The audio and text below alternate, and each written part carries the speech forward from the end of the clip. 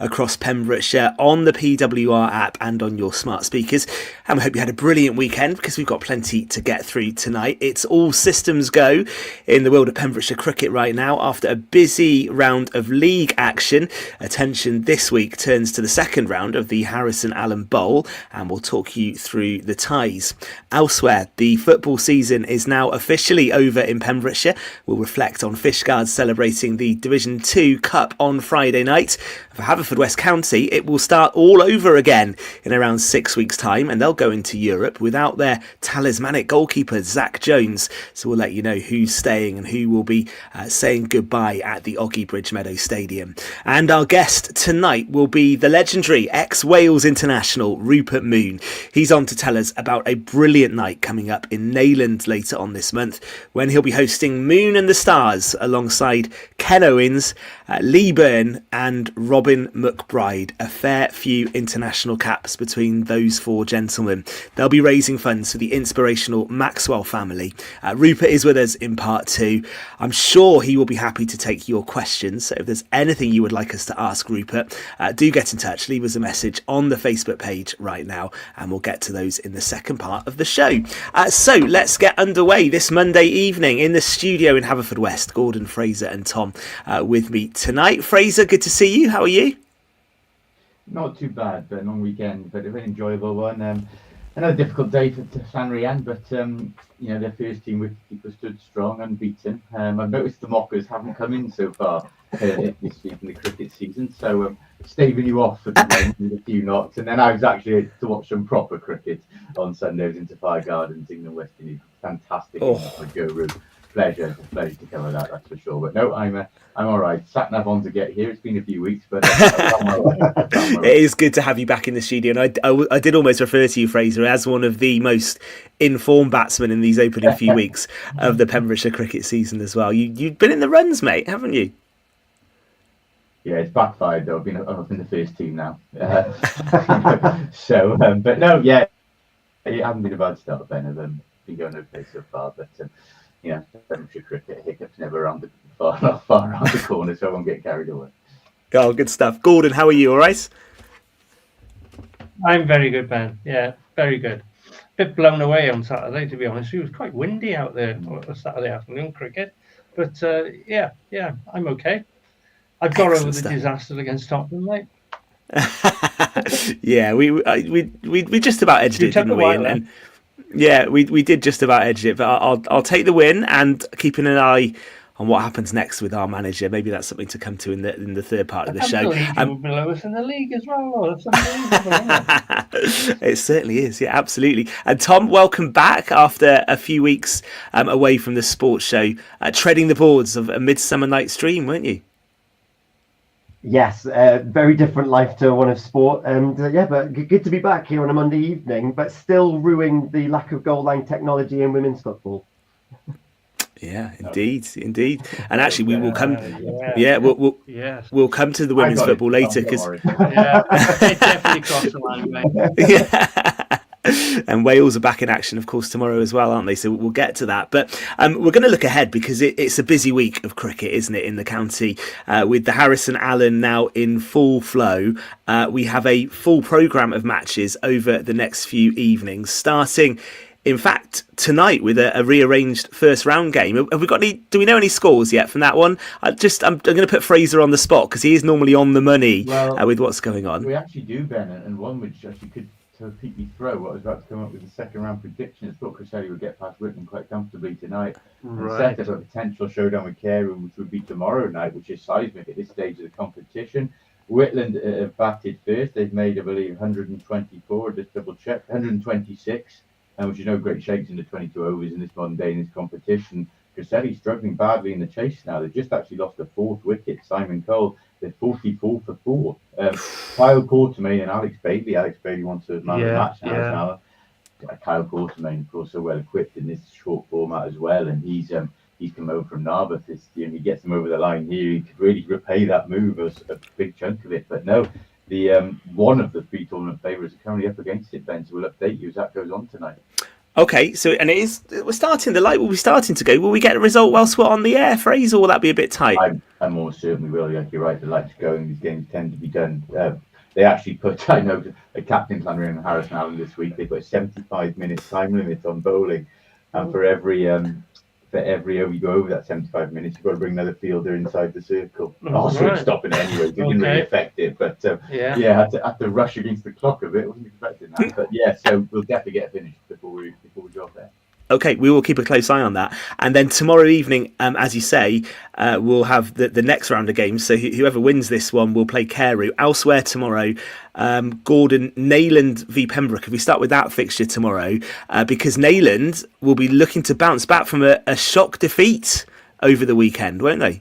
Yes, Neyland we're not used to saying this, not quite as strong as what they have been in recent seasons. And the shorter version, I expect them to get over the line against Pembroke in Division 2. But they're no mugs either, to be fair. They could produce a shock. That's why I like the short version of the game. Anything can happen on the night, and you have to perform on the night. But I would expect Neyland just to squeeze through that one. Fraser, thoughts on that one?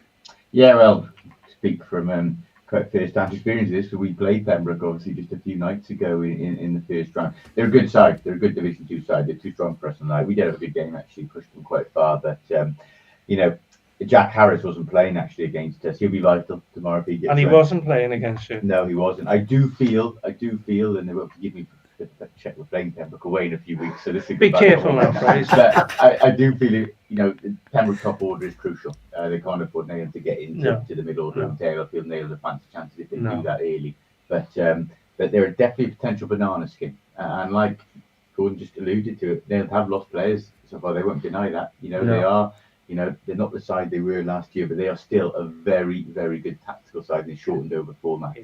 Again, I say we played Pembroke, we played Neyland actually down in the Dougie Morris, and they are so well vested in everything they do, in their fielding, in their tactics, everything is spot on. I expect them to be just too professional for this Pembroke side, but Division 1 versus Division 2, it's not the formality it would have been a couple of years ago. It's a banana skin for them, for sure. Okay, that's one to keep an eye on then, and to see whether Neyland can bounce back. And yeah, Sam Ryan had a dodgy captain that night, didn't they, Fraser, from what I remember? Well, it's a stand-in one, I'll tell you that. What other descriptive words I'll leave to you, but stand-in is what I would say. I tell you what, let's maybe just leave Carew against Whitland or Cresselly. Maybe a bit later. We'll come back to that when we get an indication of who they might be playing.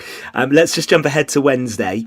3 games on Wednesday evening. The weather, I think, a little bit touch and go as we go through the week, so that might have an impact, mightn't it? It may just do. But let's start with Hook against Lamphey. How do we see that going on Wednesday night? Gordon? Well, home advantage will be an advantage for Hook, but the Phelps boys have shown a bit indifferent form. They lost against Tish on Saturday. But if they can get it together, they won the last year's T20, which was played recently. That's right, I go with Hook on that, to be honest with you, with the Phelps boys playing top form. Phrase?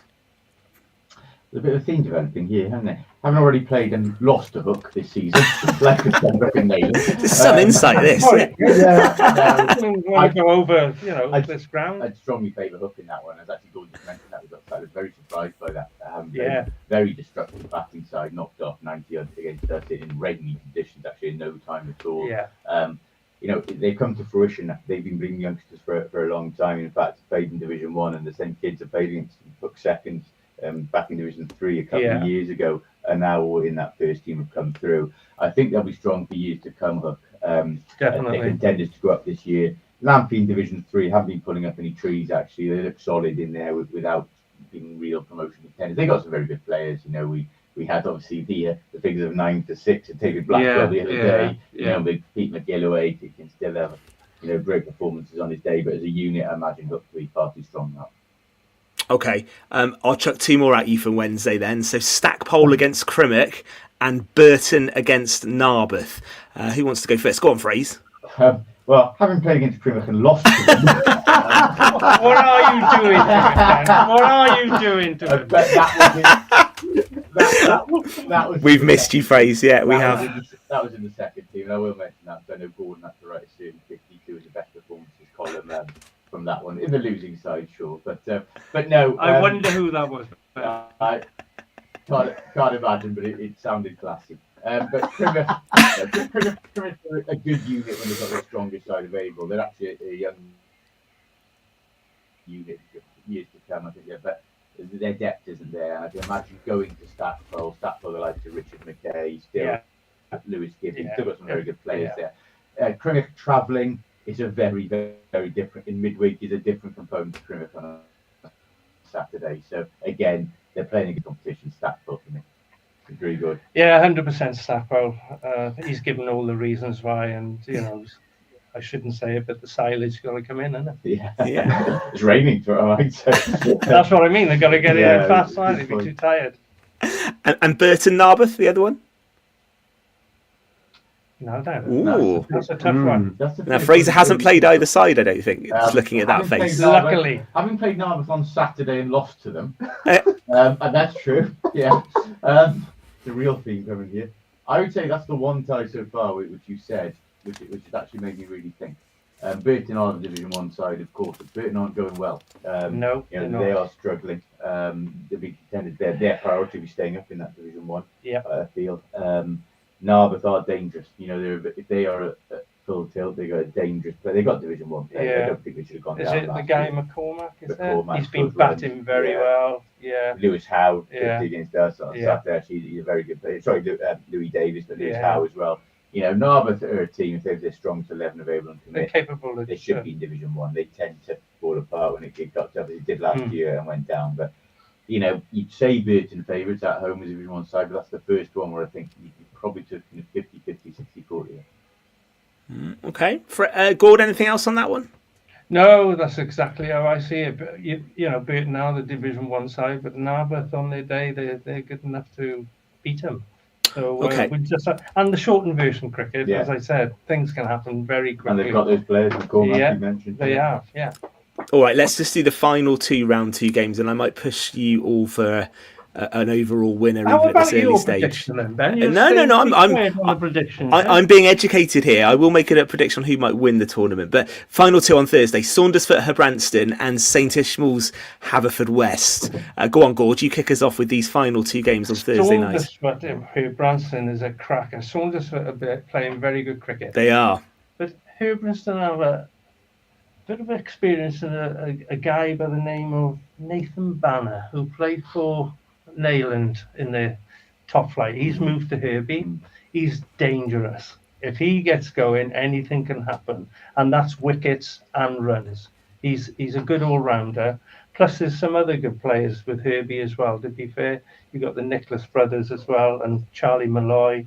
Yeah, so it'll be interesting. Saundersfoot with Tom's Mansbridge, he's been firing on all cylinders recently. To be fair, that's a really tough one to call. Again, I believe it's Saundersfoot at home. That may It may give him an edge. It may not. I mean, Herbie won't go. It's going to be a difficult one to call. I'll actually go for a little shocker. I think Herbie could turn him over. Okay. I agree with Gordon. In fact, it's probably tied around this. Saundersfoot finalists last year. We know their credentials. Blew Neyland away on Saturday. When they get going, I do fancy Saundersfoot for that reason. But Herbie, we saw their limited overs. Gordon mentioned Hook there, actually so won the T20 finals day. I think in their semi-final, they went down right to the wire. The last couple of balls to Herbie. They're a good limited over side. But Saundersfoot, the Mansbridge brothers, the boys you've mentioned there, Nick Hope, I believe, as well. They're quality. They are quality. Inclined to go with them. I think they've got too many flying batsmen. But, there's going to be an upset along the way, right? So I'm going there. Okay, well, look, we're into the second round. We've had a good indicator of form as well. You did say Haverfordwest Tish as well. Sorry. Depends on the Haverfordwest side. Poor side they put out on Saturday, blown away. I don't know if Gordon went down there. If he did, I hope he got there early. Because he missed it. 45 all out. They're another side whose priority is staying up this year. Benfield didn't play Saturday. Tish are up and down. Tish should be right in the mix for the Division 2 promotion. They're capable of getting up for us, if I'm honest. Brennan Devonall's been in fine form as well. I think the way it's going, a focused and firing Tish are capable of winning at Haverfordwest. Yeah. It depends a lot on if Haverfordwest have the 11 they have out. Steve Williams took 6 wickets on Saturday. Exactly, He's in good form with bowling. If Haverfordwest have a similar 11 out, I'd back Tish. But a lot will depend on the lineups. Okay, well, let's hope we get a full programme across all of those games in round 2, because as I say, the weather looks a little bit ropey as we go through the week. A bit of rain in the evening, so we'll just have to see, but we'll keep you up to date, of course, on Pure West Sport. And as I said, we've had some form indicators. We're into round 2. Who do we think will win the Harris and Allen for 2025? Well, we'd like to hear your version, actually. And I'm going to give a prediction. They've had a good run in the league. They're in action later this week. Just spoke about them. Gordon just tipped them to lose. I'm going to go for Saundersfoot. Wow! That is a big shout, mate. It's a good shout, I think. I'm going to go for Saundersfoot. Yep. Fraser? They're doing it. They got to the final last year, yeah. I think Carew's time has come in both divisions. And the Harris and I'm with Fraser there. I don't think they'll win. I'm not saying they'll win both. I'm not going to say they won't. Actually, don't air that, for goodness sake. But You've just said it. But I would be very surprised if they didn't win one of them. It'll not come down to tomorrow night. If Cresselly, by the way, have just moved on to currently have moved on a bit to 61 for 4. It's still in the balance, that one. Cresselly is huge tomorrow night. If Carew were to win that at home, I'll back them to win the whole tournament. But it could be all over for them, or it could be the night that defines their tournament tomorrow for either side, to be honest. Yeah, okay. Carew are the strongest side, definitely in the league this season. And I said it last week, Ben. I predict them to win Division 1. And you did? Yes, they're going to be there or thereabouts in the Harris and Allen. Okay, so Fraser and Gordon very much in unison tonight with that Carew shout. The Tom? Rooks will be flying. I'm going to go with you, Ben, actually, and I'm going to go for Saundersfoot to try and replicate where they got to last season and just be consistent and go one better. Yeah. They're losing help. History shown. Yeah. Okay, all right, that's the Harris and Allen all ready to go. Round 2. That first round game is still being played. We'll bring you a bit more on that before we finish at 9 tonight. Good luck to all of those Pembrokeshire sides in action over the next few days. And coming next in part 2, we have got a legend coming up. Rupert Moon is joining us to talk all about a very special fundraiser that is coming up in Neyland later on this month for the family of a real special guy we had on the show actually last year. That's Craig Maxwell. Rupert's going to tell us about the night that he's planning. He'll be hosting with a whole host of internationals joining him. There'll be a fair few caps on that stage. Any questions for Rupert, you can send them through. Leave them on the Facebook page. That's coming up in the second part of tonight's Pure West Sport.